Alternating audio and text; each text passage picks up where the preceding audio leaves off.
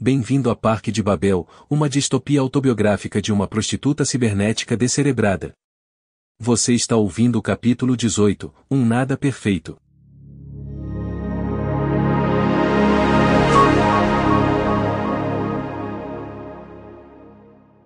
Como as outras saídas já estavam fechadas, eles tiveram que usar a Ponte Glienicke, que é lembrada pelas trocas entre espiões durante a Guerra Fria. Por causa de uma tempestade que se aproximava, eles mal notaram os sinais de alerta que diziam: atenção, você está saindo da zona de ocupação soviética. Tráfego de fronteira monitorado. Todos os passaportes não são mais válidos.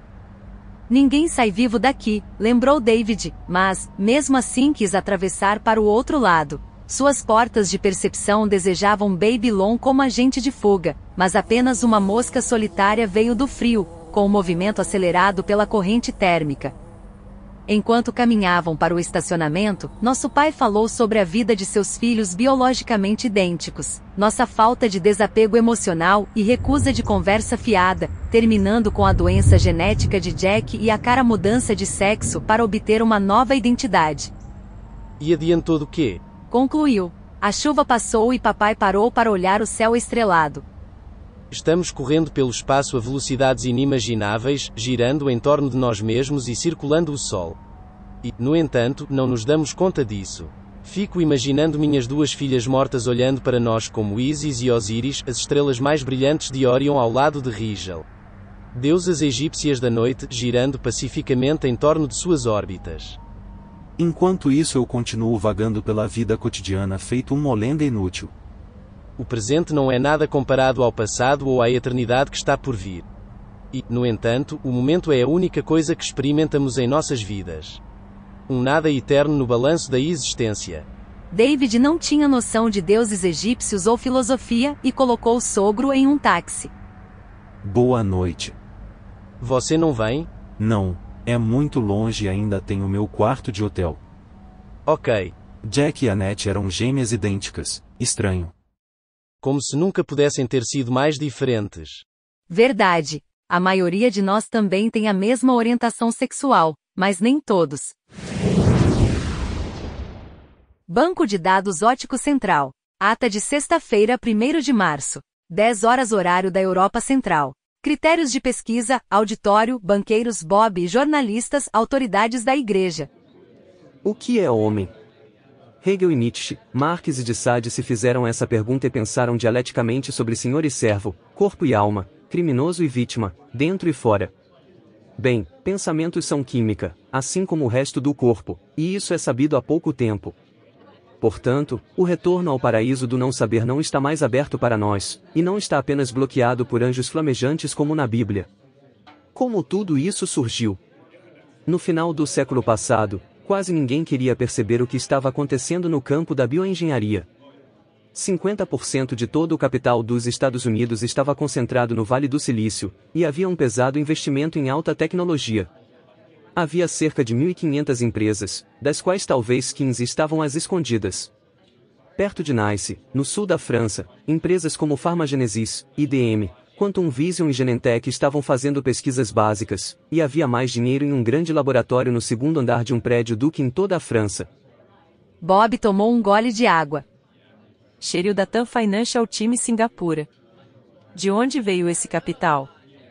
Da Bolsa Nasdaq Tech.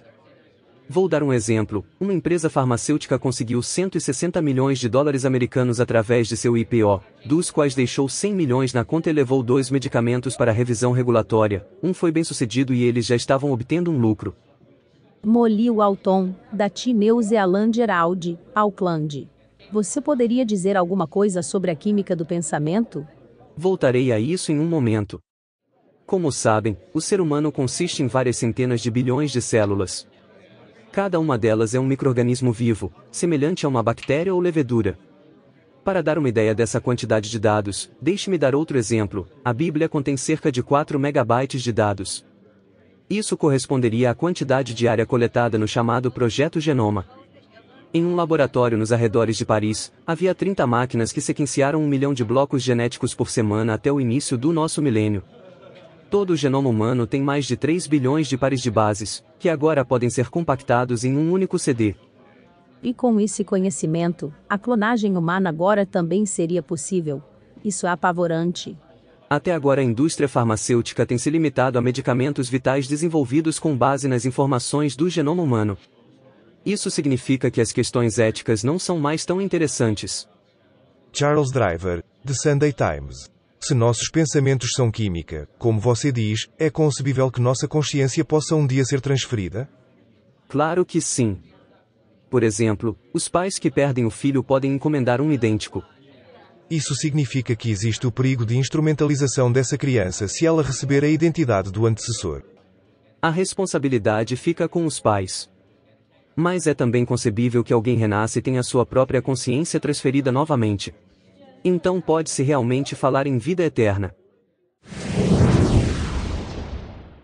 Pertinente. A imortalidade potencial existe não apenas nas células, mas também no mundo digital porque aqui as cópias dos corpos vivem para sempre. O parque era um pátio de reciclagem sem originalidade, com apenas cópias e clones. Antes que eu pudesse sofrer danos psicológicos com esse pensamento, a imagem do poder sexual feminino ilimitado que suga os homens depois de ter soprado uma alma neles, como uma dama animada se impôs sobre mim. Um espaço-tempo cósmico contínuo na forma de uma mulher primordial, uma mãe eterna em trânsito, como nunca antes em minha vida. Ainda assim, eu não conseguia imaginar as coisas iam continuar assim e agora seria eu como Annette ao invés dela.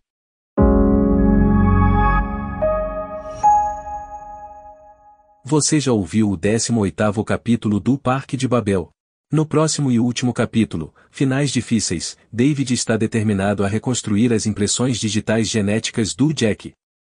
Ouça agora a versão sem anúncios na Apple Podcasts. Para saber mais sobre Parque de Babel, visite o site do Dr. Kala Sanam em fuku.cult. E nos conte o que você achou desta série, estamos ansiosos pela sua avaliação em sua plataforma de podcast favorita. Obrigado.